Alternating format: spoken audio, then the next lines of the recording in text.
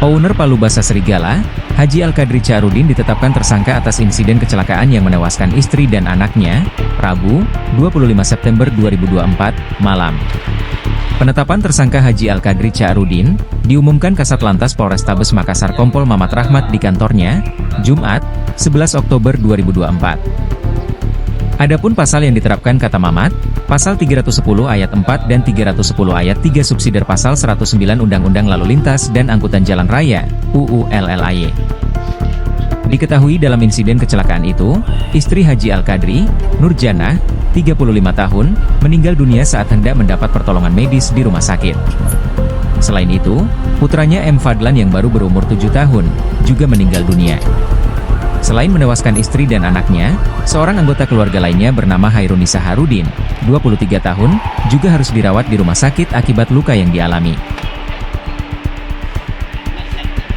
Jadi pada hari ini, kami dari pihak Kepolisian Polda Sulawesi Selatan, Polrestabes Makassar akan menyampaikan konferensi terkait penetapan kasus tersangka kasus kecelakaan yang mengakibatkan korban luka berat dan meninggal dunia sebagaimana dimaksud pasal 310 ayat 4 dan 310 ayat 3 sub pasal 109 Undang-Undang nomor 22 tahun 2009 yang lalu lintas yang terjadi pada hari Rabu tanggal 25 September 2004 pukul 19.30 bertempat di Jalan Tol Reformasi Kilo 4 Kota Makassar. Dasar laporan polisi nomor LP 1324/9 tahun 2024 SPKT Lantas Polrestabes Makassar Polda Sulawesi Selatan tanggal 25 September 2024 tentang kecelakaan lalu lintas. Waktu dan kejadian terjadi pada hari Rabu tanggal 25 September 2024 sekitar pukul 19.30 di Jalan Tol Reformasi Makassar. Korban meninggal, yang pertama Haji Nurjanah umur 35 tahun, pekerjaan ibu rumah tangga, alamat Jalan Serigala nomor 56 Kota Makassar, meninggal dunia di rumah sakit.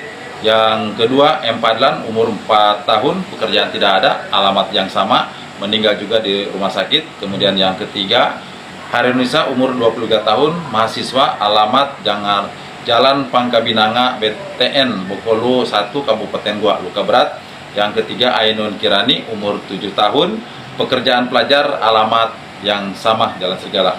Tersangka berinisial Haji Aki umur 30, kelalaian dalam mengemudikan kendaraan bermotor.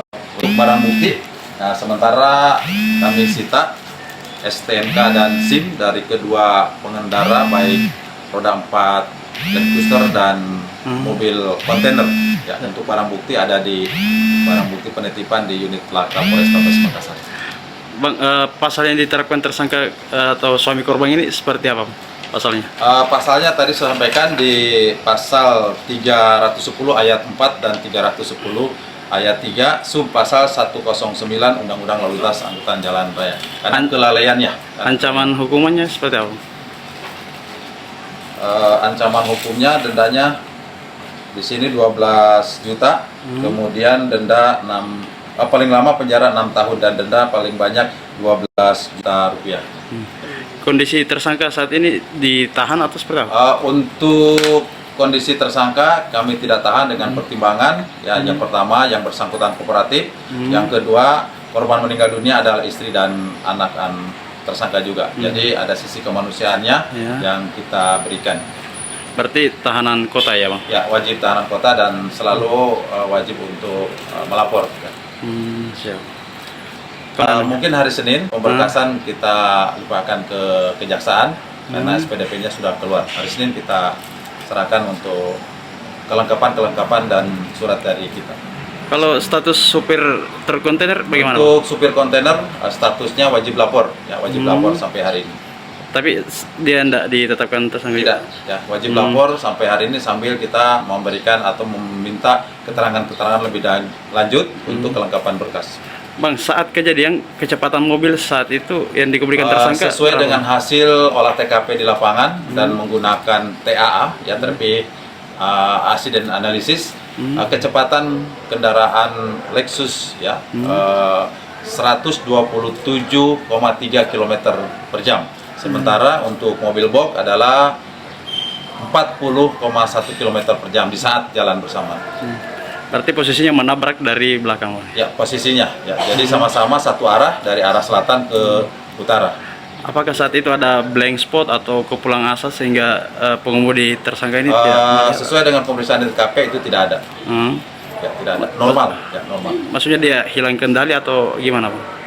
Yang bersangkutan menurut hasil BAP setelah diperiksa, jadi buru-buru mau mengantar saudaranya ke bandara ya, sehingga mengambil lajur kanan, di depannya ada kendaraan, kemudian yang bersangkutan ambil lajur kiri, maka terjadilah nabrak dari belakang kepada mobil box tersebut, mobil kontainer. Kalau lajur kanan itu lajur truk memang ya? Lajur kanan itu lajur untuk mendahului sesuai dengan peraturan Menteri Perhubungan, ada batas maksimal dan minimal. Nah, yang sebelah kanan itu 80 ya batas maksimal, kemudian minimal sebelah kiri ada 60 km per jam. Download Tribun X sekarang, menghadirkan lokal menjadi Indonesia.